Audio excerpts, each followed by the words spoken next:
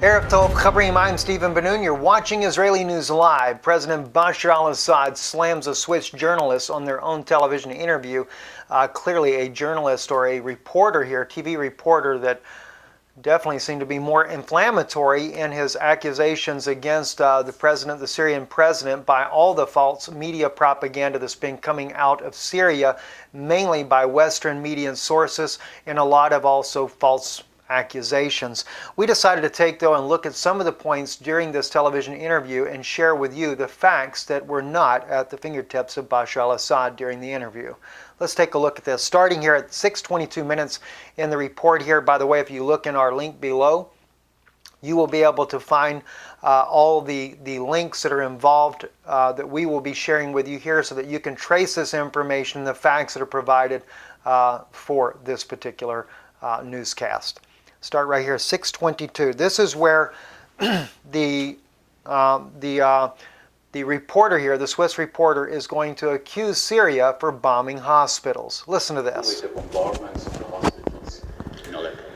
Look, when they say that we are bombarding the hospital, it means that we are killing civilians. That's the meaning of the word. The question, why would the government kill civilians, whether in hospitals or in streets or schools or anywhere? You are talking about killing Syrians. When we kill Syrians as a government or as army, the biggest part of the Syrian society will be against us. You cannot succeed in your war if you are killing civilians. So this story and this narrative is mendacious. As he calls it, the story is mendacious, and in fact it really is. And the thing is what many people are not aware of is the propaganda that is behind this to start with, about killing these civilians. And I like the way that President Bashar al-Assad does it. It's Syrians, period. It doesn't matter which side of the group they're on. Many times the Assad government has been asking their own people to put down their arms and stop fighting and come back into society. Because why? They know that they have been lured away by the United States-backed rebels, and not just the moderate rebels. The U.S., clearly the information is out there that indicts both Hillary Clinton, the Obama regime as well, that have armed and funded ISIS from the very beginning. And now ISIS is totally out of control. Well, maybe not completely out of control, because we've seen a lot of things that have happened ever since the bombing, the breaking of the ceasefire agreement that was broken by the U.S.-led coalition, where they attacked the Syrian army that also included Russian commandos that were fighting there near Deir el-Zor in eastern Syria. This is where everything really began to fall apart, is during this breaking of the ceasefire, when John Kerry himself claims that they were trying to get a ceasefire from the very beginning that would last a week and not 3 days. Well, the one that had violated it was the U.S.-led coalition coming from Iraq with F-16s and A-10s that came in and bombed and killed 62 Syrian soldiers, as well as about a dozen Russian commandos and Iranian forces that were on the ground there. And now, of course, Mosul, another big joke, as the presidential nominee Donald Trump has said, you've been announcing it for a month for all of ISIS to be able to have plenty of time to get out and go to Syria and get ready for another war there. So, interesting the way that things are actually transpiring. But let's take a look at the hospital situation that they're talking about. We're going to give you some actual articles in just a moment, but right here on Moon of Alabama is a very good source here. Moonofalabama.org is their website there. They actually show you several hospitals that keep getting destroyed over and over and over again. And this is why you know it's propaganda. Remember, especially in the case of Aleppo, where most of these hospitals are at, that are being destroyed. These hospitals are under a constant bombardment of not just aerial attacks, but definitely from the different radical groups that are supported by the U.S. and NATO coalition there, that have been shelling and bombing civilians here for months on in this region here. And of course, the Syrian government is trying to take it back. Now, President Assad clearly in the interview there does state that yes, there are civilians that are killed when there are aerial bombardments. It's not intentional, just like the U.S. always says, and the U.S. has been saying it quite a bit here recently, even in the case of the attack of Mosul. Who are they really attacking if they've warned ISIS to already leave and left a corridor open for them? Civilians, no doubt. Well, that'll be the case of it, just like that was in Yemen when the Saudis, who also are part of the Syrian conflict and funding and giving all kinds of arms and things to be able to attack the Syrian people to overthrow Bashar al-Assad, as well as Turkey. President Erdogan very guilty in this battle as well. But all these guys here, they're funding these terrorists that are in this area here, only to do what? To topple one man, Bashar al-Assad, because you don't like what? The way he governs the country? Maybe it's part of a bigger picture that we're missing here. But anyway, looking at what it says here, jets bombed Children's Hospital and rebel-held Aleppo, June 10th of 2016. All right, now it also says last hospital in Aleppo destroyed week after week after week, as it states here in the article here. So the hospital was destroyed that was bombed on June 10th of 2016, but then in July 31st, well, almost 2 months later, exclusive, 4 babies killed in an attack on Aleppo's last children's hospital. Jets, remember, June 10th, jets bombed last children's hospital and rebel-held Aleppo. What do they keep doing? They keep destroying the same hospitals over and over and over. All right, first responder, Andan Charitable Hospital, last major North Aleppo hospital destroyed by Russian airstrike February 3rd of 2016. Once they figure you're not watching the news and paying attention that much more, July, about 5 months later, they come right back out again. Anadin Hospital just hit by airstrike, northern Aleppo. It's kind of funny. They keep saying that all these hospitals are hit by airstrikes. Perhaps they're being shelled by the rebels, the moderate, Al-Nusra, Al-Qaeda, all the different ones that are operating in this area and recently pledged that they are working together. Now, before I show you another hospital, let me take you over to John Kerry and what John Kerry has to say when they talk about all this evidence that's going on that these hospitals are being bombed. Let's go to the 11:32 mark right here. All right, we're going to take a look at this right here and see what is said by Secretary of State John Kerry about evidence, because they keep saying it's happening, but where's the evidence? Even our own teams, the Syrian civil defense teams, we've documented since the start of the Russian intervention in Syria, from day one until February of this year, more than 17 of our Syrian civil defense personnel have been killed by Russian strikes. Do you have any videos of the airplanes that these strikes? هل لكم فيديوز عن هذه الضربات من الطائرات؟ Can we get that? I mean, I've been looking for... Do you have any video? هل ممكن نحصل عليها؟ أنا كنت بدور عنها. في أحد الفيديوهات المصور في سرمين يصور. They're going to answer it. First, he's speaking in Arabic, and they're going to translate for what happens here. So can I just say, we get a lot of videos of the victims of these attacks that are terrible, but they don't help us. We need videos of the actual aircraft and the munitions, and there's a lot of them on the internet, and we don't know whether they're real or not. So verified videos of the actual aircraft is the most. Verified videos of the aircraft would actually be helpful, but the funny thing is they don't have it. Now, she does mention that from the start of the war, 17 of the civil defense team have been killed. That happens to be the white helmets, and we're going to be addressing who they really are in just a moment. They're not good guys as the way it's been portrayed. They tried to make them look like good guys by making sure they got the Nobel Peace Prize as an organization, but you're going to find out they're actually, many of them are war operatives, and there's been a lot of evidence that also backs that up. Now let's go back into the Syrian hospitals once again. Another interesting, this is the one that I was following myself, actually this story right here.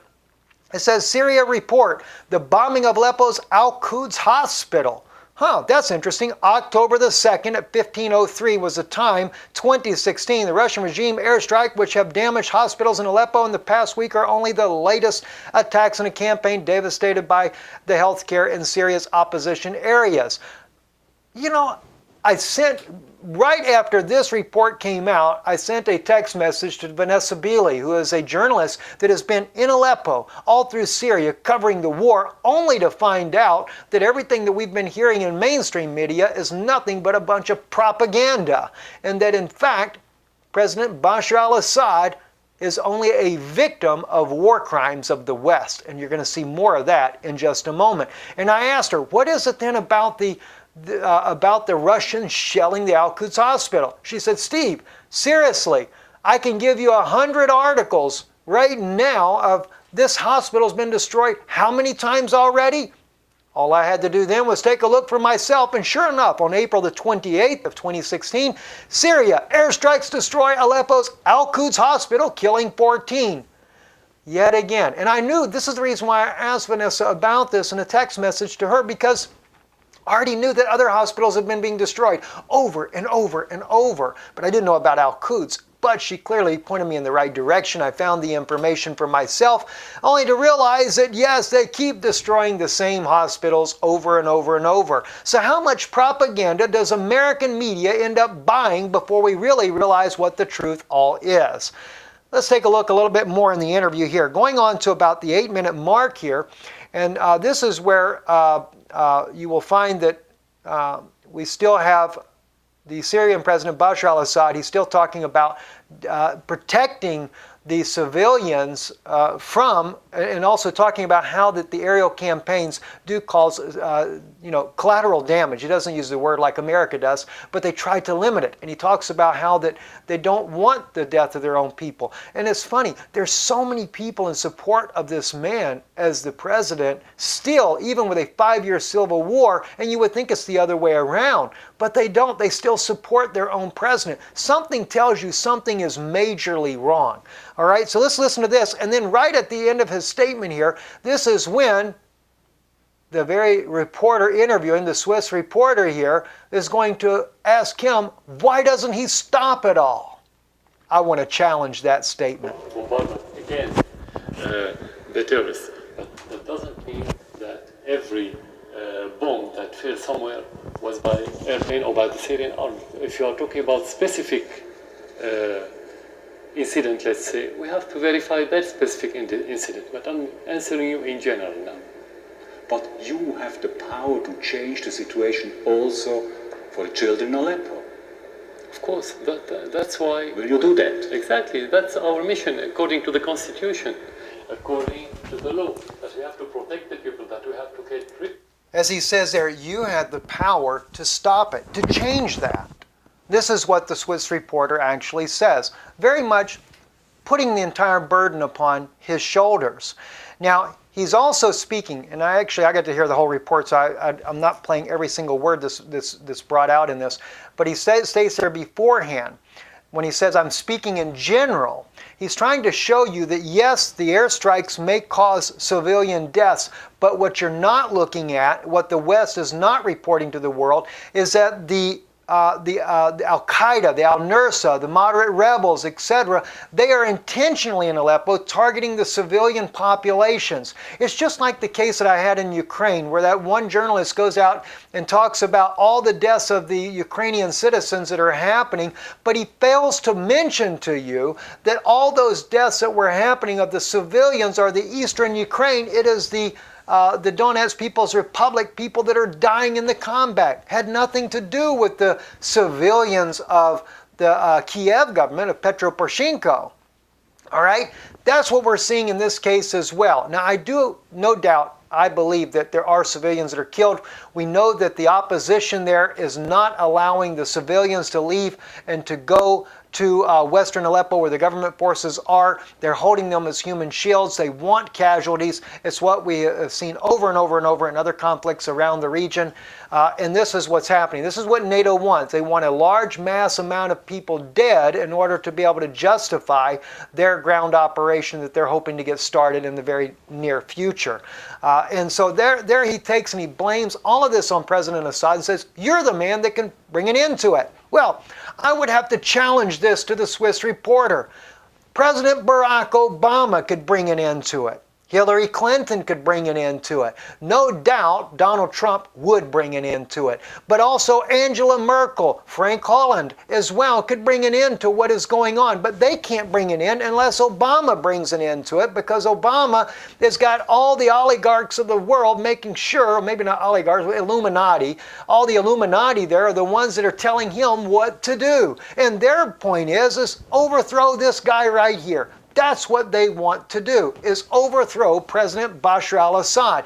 So had they stopped funding these terrorists, and let me include the Saudi princes funding the terrorists, President Erdogan funding the terrorists, all of these terrorists that are being funded in this country and shipping in the mercenaries from Afghanistan and Uzbekistan and places like this could have long been ended already had somebody stopped on the other end. But no, when Russia came in, they didn't stop, they only upped the ante. And this is something else that also you will hear in just a few moments here that John Kerry says. We keep dumping more and more weapons in, as he states in this secret released audio recording of him in New York, but he said it's only going to cause more casualties to the civilians.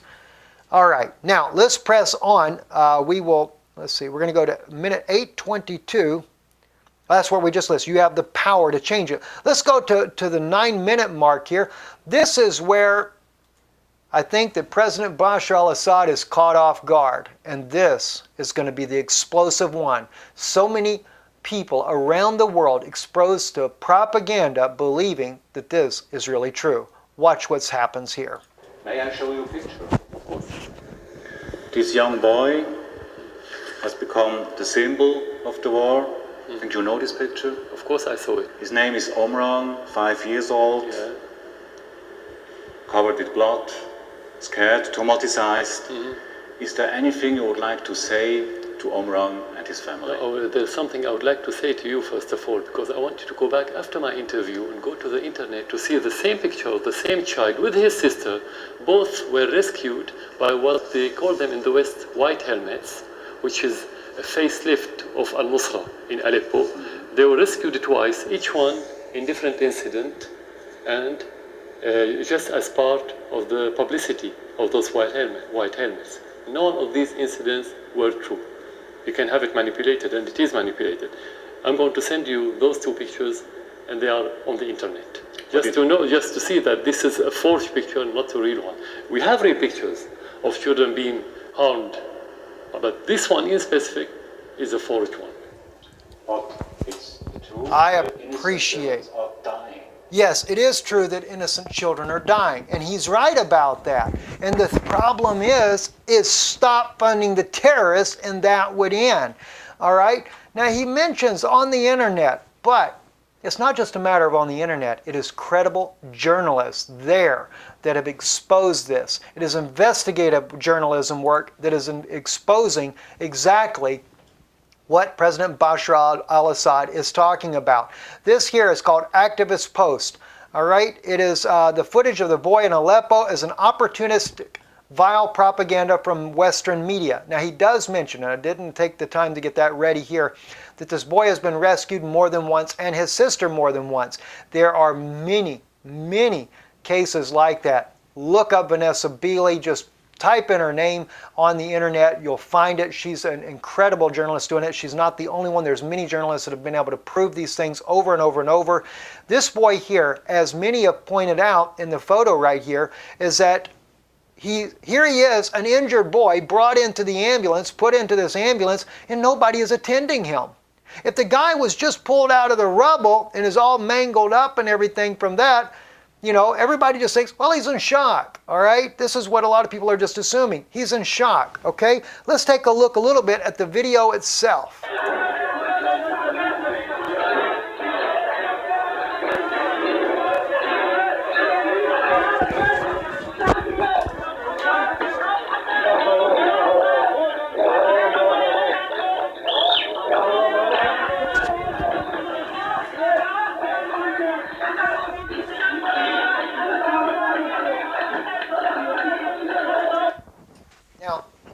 Answer me one question. This is something that when I first saw it, I have to admit to you, my heart was moved by it.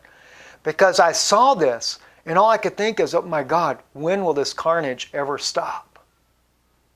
But then those that had already seen this young man in a photo before being rescued by the white helmets, they begin to point out things that most of us don't look at because our mind is first focused on a child that appears to be injured. But then they begin to point out the obvious. Why is it that everybody is only there for a photo op of this boy? Why is it, though, his head seemingly bashed in, he's not crying? You know, and it's not like he's bashed in, it's just he's cut or whatever, and they got supposedly blood on him, etc., but he's not reacting. You know, as a little kid his age there, I was in the hospital so many times from busted head, from stupid stuff, falling off a bicycle back in the days when asphalt was not nice and smooth, big jagged rocks and stuff, and having 7 stitches put in my forehead and the back of my head, running into a yucca plant face on as a little kid. Believe me, I was not just in shock, I was screaming and hollering of it, and I lost a lot of blood, had my entire front of my shirt covered in blood.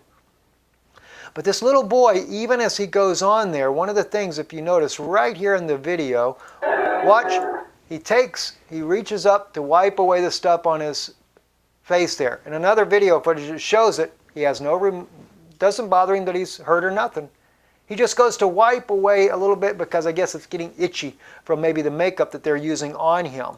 All right, and this is the white helmets. The white helmets always have great photo opportunities, but look it up. Look at the article. Go to the link. Read what they're talking about in here. Nice brand new ambulance, everything. There's many, many different experts that have looked at this and know from this young man he's being rescued more than one time. All right, now,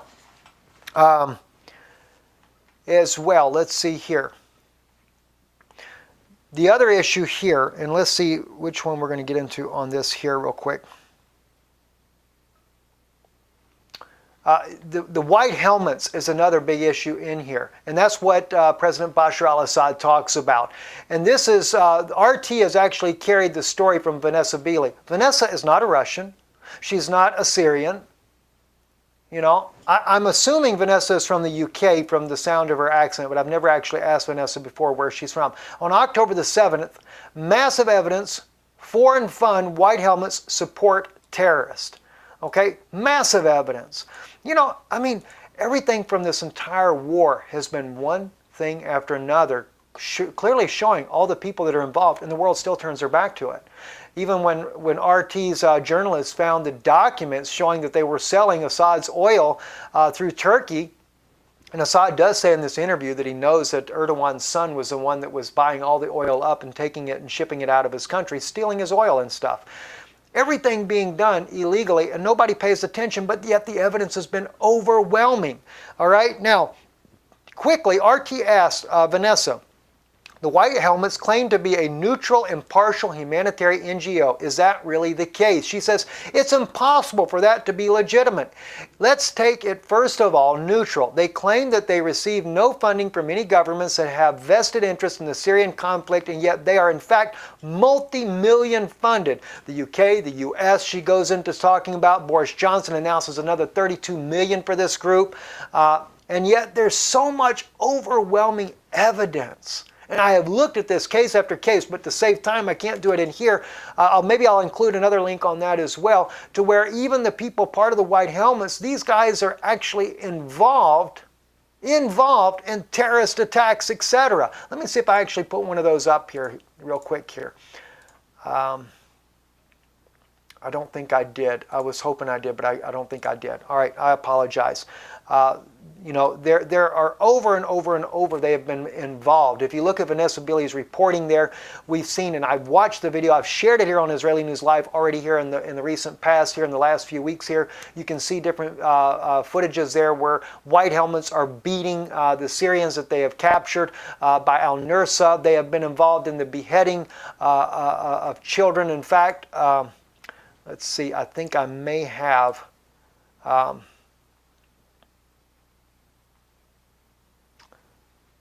this one here is not by the white helmets. All right, I'll have to skip that for right now there.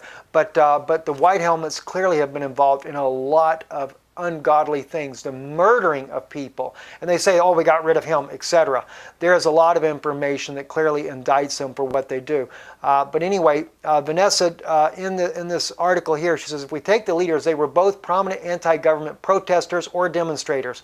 Raid Saleh was actually deported from the U.S. in April of 2016 from Dulles Airport, and Mark Toner avoided the question as to how and why he was deported. While the U.S. is giving $23 million to this organization, he eventually said because of extremist connections. In September this year, we know that Raid Saleh was allowed back to New York and in the UN and met with Secretary of State John Kerry. But this is not the first time the United States has allowed this terrorist faction leaders in Labib and Al-Nas was allowed in December 2015, the leader of Ahrar al-Sham. It is no stranger to U.S. territory that leaders of terrorist groups or suspects groups are allowed into the U.S.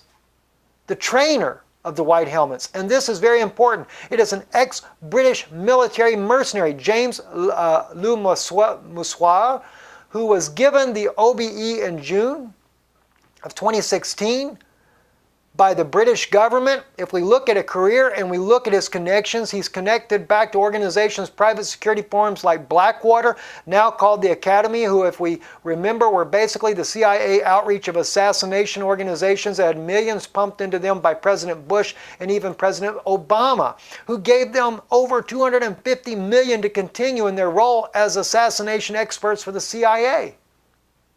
So we're dealing people that are part of the White Helmets are terrorists, mercenaries.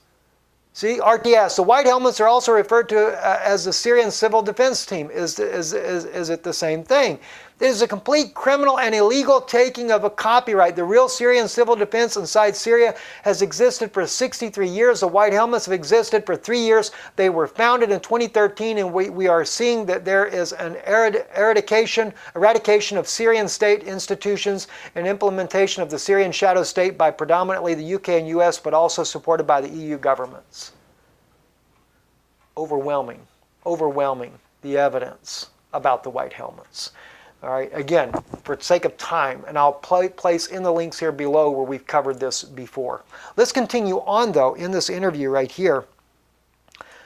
This is going to come, he speaks about Russia is siding with you. Let's go to the 14-minute mark here and catch this right here as well.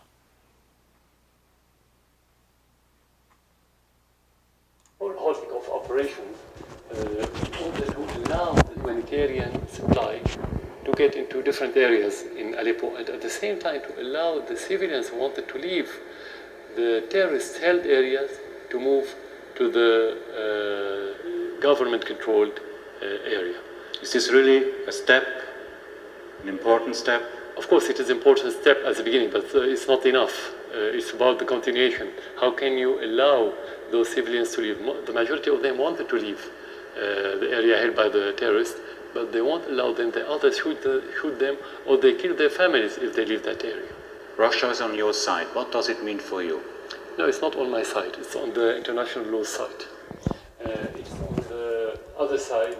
For one, what I do like is President Assad clearly shows that the Syrian people are wanting to leave and get away from these rebels and these al-Nusra and al-Qaeda. And the journalist or the reporter here that's doing this interview with President Bashar al-Assad, he really kind of roughs up his feathers there when he says, you believe this is an important step? Any type of ceasefire in order to try to rescue people of any type of humanitarian aid, yes, it is important. And as he said, it is not enough. But they have actually lengthened it on several occasions here, only to once again, like the last ceasefire, to be broken by the U.S.-backed coalition, as it's been reported and proven today that the Belgian F-16s were bombing in northern Aleppo. Again, Russia calling for a ceasefire. The world doesn't want to get involved, doesn't want to be supportive of any ceasefire, so they take the opportunity while Russia's not in the air to come and bomb more civilians in northern Aleppo. I guess they were hoping for another military target, but it didn't happen undoubtedly this time. All right, now we're going to conclude in this broadcast here about the chemical weapons, and we have an overwhelming amount of evidence for that. All right, now let's go to the 27-minute mark of the interview here, and this is where we'll pick this up right here, and then we're going to look at a lot of evidence on the chemical weapons. Government and the city. Mr. President, you use chemical weapons and barrel bombs in Syria against your own population. These are UN reports. You can't ignore it. You're talking about two different issues. The chemical issue, it was proven to be false, and they haven't a shred of evidence about the Syrian army using chemical weapons, particularly before we give up our arsenal. in 2013. Now we don't have it anyway. Before that, it was fiction, because if you want to use such mass destruction armaments, you're going to kill thousands of people in one incident, and we didn't have such an incident. Besides that, we wouldn't use it because you're going to kill your own people, and that's against your interests. So this is false allegation. We don't have to waste all.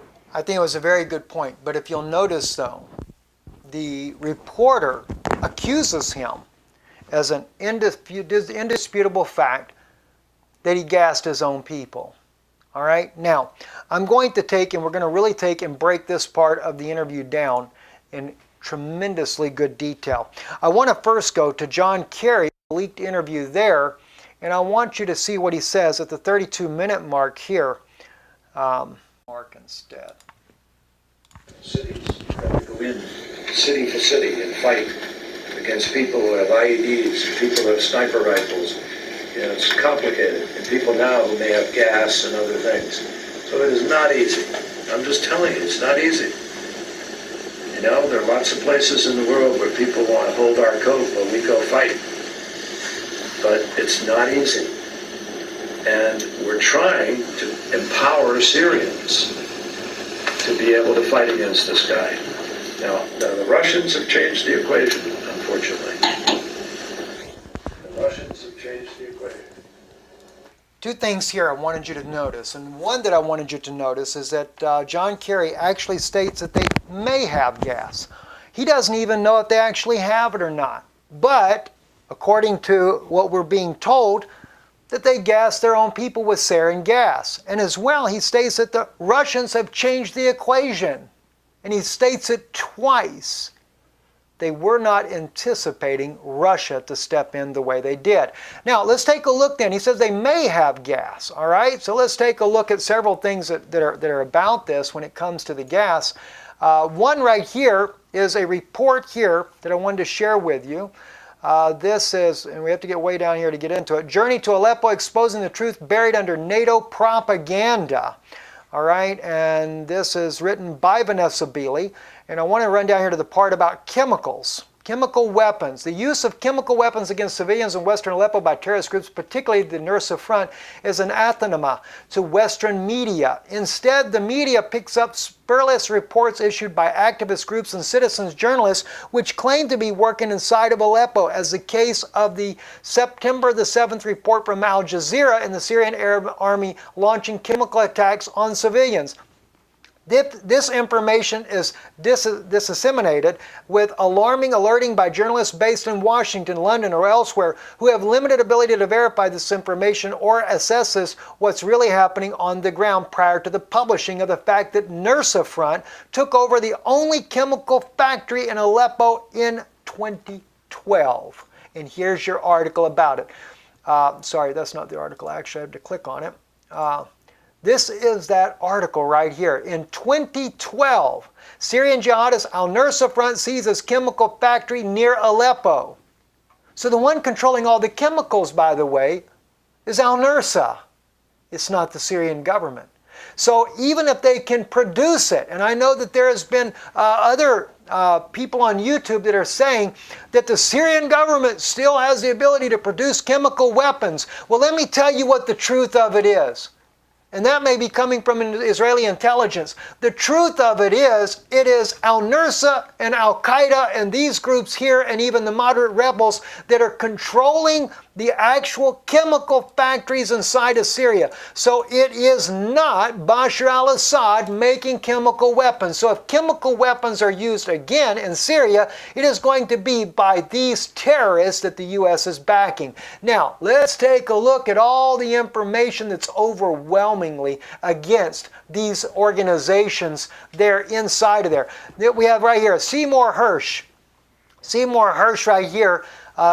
It states in here, this is an article from March 28th of 2016. Seymour Hersh says, Hillary approved sending Libya's sarin to Syrian rebels. The sarin gas, according to this investigative journalist, goes according to Hillary Rodham Clinton is approved by her to go to the Syrian rebels to be able to do what? Use it on the people there. Let's take a look at this so you understand what's really happening about this. Seymour Hersh says, Hillary approved sending Libya sarin gas to the Syrian rebels. The great investigative journalist Seymour Hersh, in 2 previous articles in the London Review of Books, Who's Sarin? The Red Line and the Rat Line, has reported that the Obama administration falsely blamed the government of Syria's Bashar al-Assad for the sarin gas attack that Obama was trying to use as an excuse to invade Syria. Hersh pointed to a report from British intelligence saying that sarin was used didn't come from the Assad stockpile. Hersh also said that secret agreement in 2012 was reached between Obama administration and the leaders of Turkey, Saudi Arabia, and Qatar to set up a sarin gas attack and blame it on Assad. On that, the U.S. could invade and overthrow Assad. Wow, well, what do you know? Do we have any evidence for this, though? Some people might say, well, that's just a journalist. A journalist says it, and we don't have any evidence. Yes, you do. Not only that, the evidence has been overwhelming by many people, even like what we have pictured on the screen and behind you here, the former General Wesley Clark, who was over the European command of NATO from 1997 to the year 2000, when he actually stated publicly he was there at the Pentagon and saw Secretary Rumsfeld and Deputy Secretary Wolfowitz, and he goes downstairs and he speaks about his meeting there of one of the generals that he knew that worked with him before. He says, the general asked him into his office, and he called me in and he says, sir, you've got to come in and talk with me a second. He says, we've made a decision. We're going to war with Iraq. And of course, General Wesley Clark asked, well, did they find out that there was a link between them and Al-Qaeda? No, the case, there's no link. He said, basically he just says, we have a great military. We've got a bunch of terrorists out here, and if all you got is a good hammer and everything that must be out there must look like a nail in order for us to attack it. But then he goes on to say a few weeks later when he returns, let me read to you what he actually states here. He said, I came back to see him a few weeks later, the same general there at the Pentagon, and by that time we were bombing in Afghanistan. He said, are we still going to war with Iraq? Of course, this is after 9/11. This originally happened around September 20th is what General Wesley said he believed the time frame was. And so he says, are we still going to war with Iraq? And the general says, oh, it's worse than that. He said, he reached over on his desk, he picked up a piece of paper and said, I just got this down from upstairs, meaning the Secretary of Defense's office. He said, I just got this down from downstairs today. And he said, this is a memo that describes how we're going to take out 7 countries in 5 years, starting with Iraq, then Syria, Lebanon, Libya, Somalia, Sudan, and finishing off with Iran. So here General Wesley Clark is showing that the United States has already pre-planned destroying all these nations, including Bashar al-Assad's country. For what? For what? And they stated in here in the article here, the truth is about the Middle East, had there been no oil, it'd be like Africa. Nobody would really care, but they're discovering oil in Africa, so now they're starting to care about Africa as well. So let me share with you another one here, and this is from U.S. Senator Richard Black. And he states here, I have studied the Syrian war, the origins of the war for years, but when you go there and you shake hands with the soldiers and meet the refugees, it turns black and white into technicolor. Syria is one of the most incredible, wonderful nations on earth, and the fact that America set out to topple the government and destroy it long before there was the faintest hint of a civil unrest, it's really one of the greatest stains on the American honor. One thing that stands out so vividly is the incredible religious tapestry of the religious harmony between Christians and the Alawites, the Sunnis, the Shiites, everyone. There is such freedom of religion in Syria, and it's stunning. But he says, why is there war in Syria? We know this was not a popular uprising. This was a calculated decision by the CIA, the MI6, French intelligence, working with the Muslim Brotherhood, Turks, the Saudis, an organized plan to topple the government. And of course, we were familiar that there are competing plans for oil and gas pipelines. It is true that the oil and gas pipelines are a major incentive for this war. You know, guys, when they first began to try to do a ceasefire, back when John Kerry was calling for meetings in Geneva, we happened to be there to cover that meeting. But the funny thing was, we ended up in the hotel with the U.S.-backed delegation. This is only one photo there, but we have the photos of the U.S.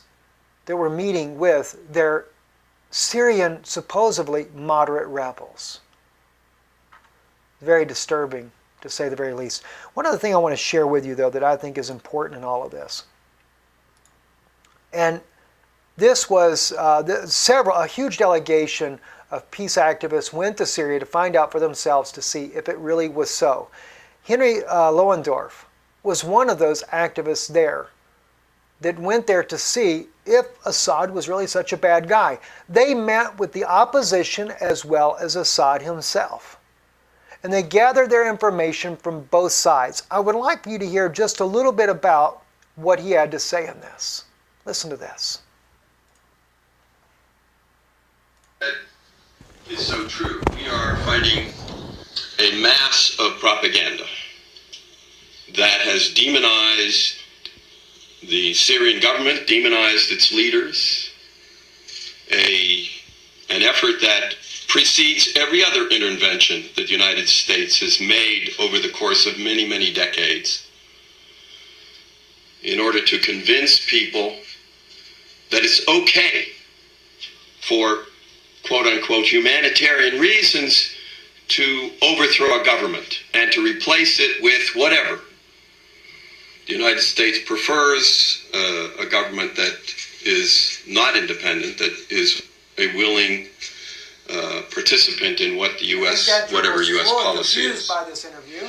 So what we saw in Damascus and what we saw in the two villages we visited outside Damascus belies the propaganda that has overwhelmed us. It's hard. It's hard for even those of us who have been in the peace movement Amazing. for a long time. Absolutely. It's hard for us. Amazing. You don't have any evidence. Yes, you do. Yes, you do. And what you're about to see is going to be the most powerful evidence you will ever probably see in your life. And it's by this man right here, Aaron Erdem, who is a member of parliament. He is now in prison because Erdogan made sure he ended up in prison because of his strong statements that were used against the President Erdogan of Turkey and also his prime minister, as he was stating before parliament and had all the evidence that clearly indicted Turkey for smuggling the Syrian gas into Syria. And he was trying to expose it. He had the documents, the evidence, the court reports, etc. He's an attorney working, an MP member of the Turkish government. Watch what he says here. When entrusted, our Prime Minister says that we sent trucks to the Turkmens. Let me turn down the volume so we don't have it too loud. Escorted by the National Intelligence League and organization. He says we sent the trucks to Bayerbağ, Turkmens. And the Deputy Prime Minister says that those trucks were not sent to the Turkmens. Now, one of those statements is a lie. So my question is who is the hypocrite? Now he's going to cause an uproar in the parliament for calling them a hypocrite. He's saying that it's going to be either Erdogan, it's going to be the Turkmen, or it's going to be the Prime Minister. He's calling them a hypocrite, and they get angry at him for this. There is hypocrisy here. According to the meaning of the Hadith, which is from the Quran, Mr. Erdem, please could you avoid using such rude words in your speech? I am sharing a hadith. You must demonstrate tolerance. The atrociousness we have in front of the atrociousness which we have in front of us is about this matter, and they're yelling at him in there because he dare challenges the government. Is that they tell us that the MIT trucks Distinguished members of the parliament, 1 minute, Mr. Erdem, 1 minute, please look. All right, I wanted to show you how he did something that was very much against him. But he's talking about the sarin gas. Let's take a look at what he says about that sarin gas there. Let's move then on forward, and I believe it's 12-minute mark is where it's at. Oh, sorry, I'm looking at the wrong video footage on this right here. Let me find Aaron's. Here it is, 3-minute mark. He says, as you all know, many children were murdered with sarin gas in the Middle East. Murdered.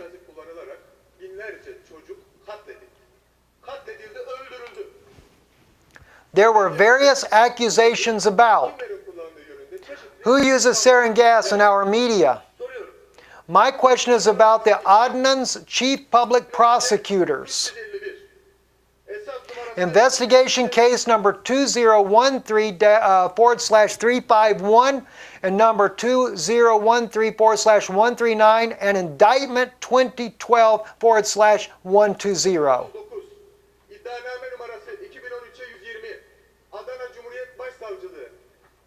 Don't worry, the prosecutor is not from the parallel organization. The prosecutor in charge desires an action, pardon me, don't want to miss what he says, an action in the region. It is stated by the prosecutor in this case that raw materials from the manufacturing sarin gas were delivered to the ISIS terrorist organization through contacts to this group's members. So the prosecutor initiated an investigation about this. This is through Turkey, guys. ISIS got the sarin gas and it came from Turkey. And this is a meeting at the parliament in Turkey by Aaron Erdem before it ever came on the news, before it ever became public. Watch what happens. Here, please, look at this. I am showing you. Sorry. I'm showing this to you. The prosecutor made arrest under that investigation. Now remember, the investigation is for smuggling sarin gas through Turkey by ISIS into Syria. So the individuals who were suspected to have carried out the transportation were arrested and put in prison.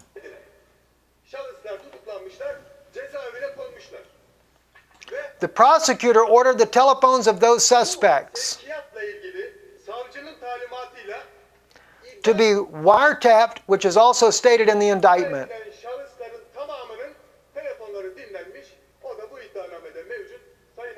Mr. Minister of Justice Bozdag is also well aware of the details of this indictment because he himself went on air and made statements.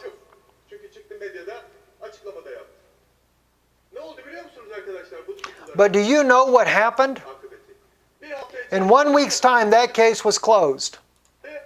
The suspects were released and were allowed to leave Turkey by crossing over the Syrian border. Now I ask you, is this what you understand as justice? To set free people transporting sarin gas?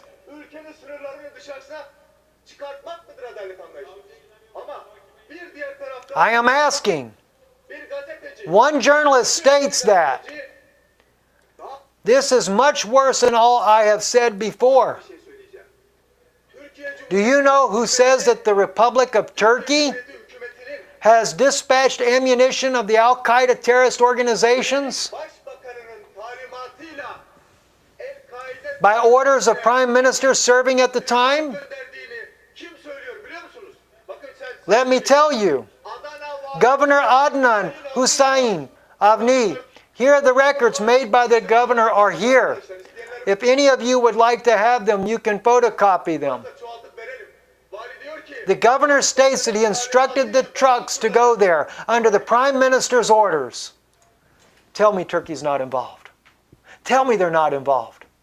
Why do you think Erdogan is arresting everybody? Why do you think they did the coup over in Turkey to make it look like everybody was against Erdogan and the U.S. was backing it? It was never the U.S. all along. Erdogan has never left his backing of the United States, nor Obama. They did it to kind of do a glancing blow at President Putin in order to be able to get their tanks inside of Syria, waiting for the U.S. to give the go-ahead to launch a ground invasion. All along, this is what's been happening. And unfortunately, Putin didn't catch it. All right, now, I'm going to let you hear Aaron say these things in English now when he comes out on RT. He is arrested later. All the journalists that exposed Turkey allowing sarin gas into there were all arrested. Why? They didn't want the world, they don't want the West to know about these things. They snuck that video on YouTube as well. I'm sure they're not happy if they know it's there yet. Let's take a listen here what Aaron actually says here on RT and what his translator says. Chemical weapon materials were brought to Turkey and put together at ISIL camps in Syria, which was known as the Iraqi Al-Qaeda at the time. We have recordings to confirm this. The public prosecutor opened an investigation which led to those involved being detained. A week after, another public prosecutor was assigned and all the detainees were released. They left Turkey, crossing the Syrian border.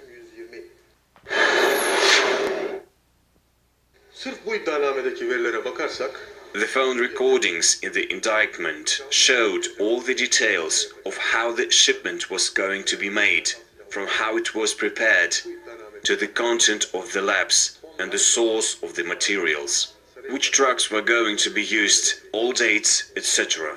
From A to Z, everything was discussed and recorded.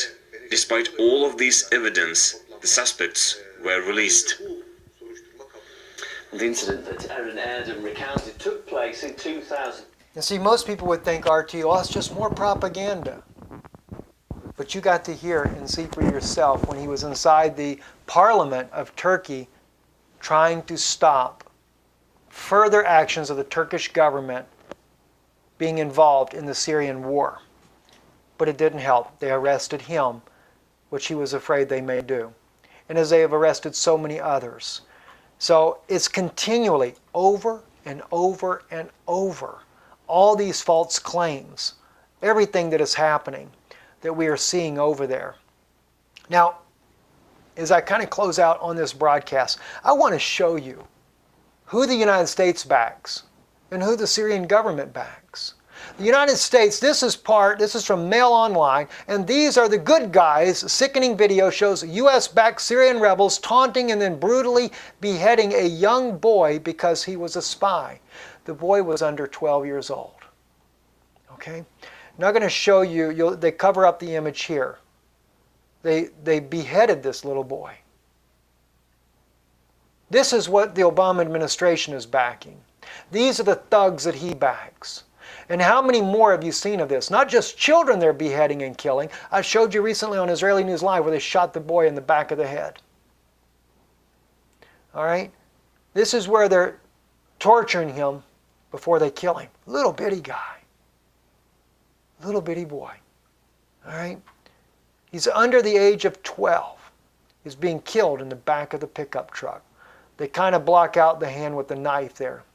Hide that, but they're going to cut his head off right there in the truck. Accused of being a spy. Who knows if he really was or not? All right? Now this is an example of the people fighting for the Syrian government. Like women around the world, she enjoys putting on makeup before heading to the office. But Miriam's job is a little different to most. The 23-year-old is heading to the Syrian front line. It gives me great satisfaction being able to defend my country against terrorists who want to destroy it. It's strange to find women here in the line of fire. Even more so because Miriam is a mother. Her sons are just 4 and 6 years old. I signed up because We've covered on Israeli News Live, we have covered more instances like this here where you have women that are fighting, and I'll include some of the links of that as well, because in some cases the women that are fighting in this war are fighting because of as they've stated in other news broadcasts that we have put out, that they're there to support President Bashar al-Assad. They are there because they watched their families, children, and everything killed by the U.S.-backed rebels, al-Nusra, al-Qaeda, the different groups, ISIS, that are in the region there. You know, had the United States, had the Obama administration, when Russia came in, had they worked with Russia to get rid of ISIS and stop funding the terrorists, the war would be over. But instead they've done it the other way around. And now Russia is sending in more warships to the region as well. Many are believing that Gog is coming to take out Israel. That's not the case. That's not the case. Even the young man, Nathan, who had the near-death experience, clearly identified Obama as Gog, and he said it'll be Obama that will start the war in the Middle East. I'm Stephen Ben-Nun with Israeli News Live, sharing with you the facts that you didn't know. Shalom.